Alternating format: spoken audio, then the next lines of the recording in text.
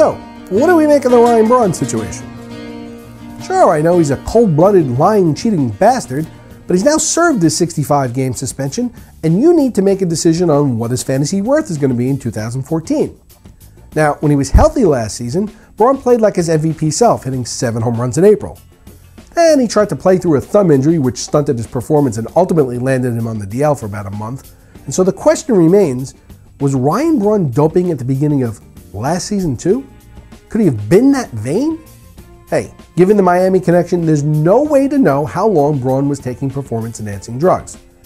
If you told me that he's been taking them since college, I really couldn't argue with you.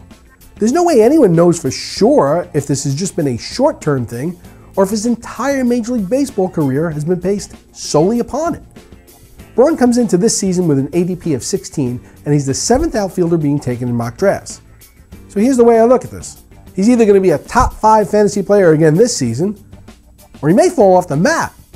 Hey, if you polled 100 people and asked them if they would be absolutely shocked if Ryan Braun had an MVP-type year this season, I would doubt you would get many people to say they would be totally floored by that.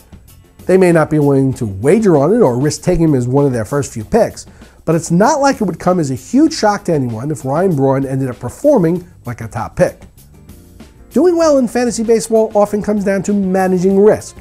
Sometimes avoiding uncertain situations keeps you out of trouble, and other times taking a risk comes with a reward that would have never come by playing it conservatively.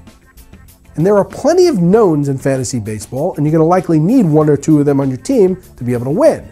But it's those of you who add calculated risks to those certainties that work out that often win out in the end.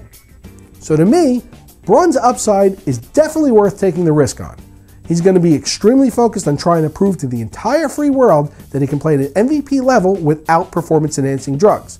Now, I'm not certain if he can or if he can't, to be honest, but I think the risk-reward is definitely worth taking here, and I certainly wouldn't condemn anyone for taking a chance and using their first-round pick on him, or getting into a small bidding war for him in an auction league.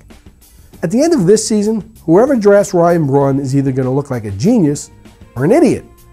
But if you do a good enough job drafting, you should be able to take Braun early on and still have a contingency plan if he turns out to be a total inept fraud, unable to play the game at all clean.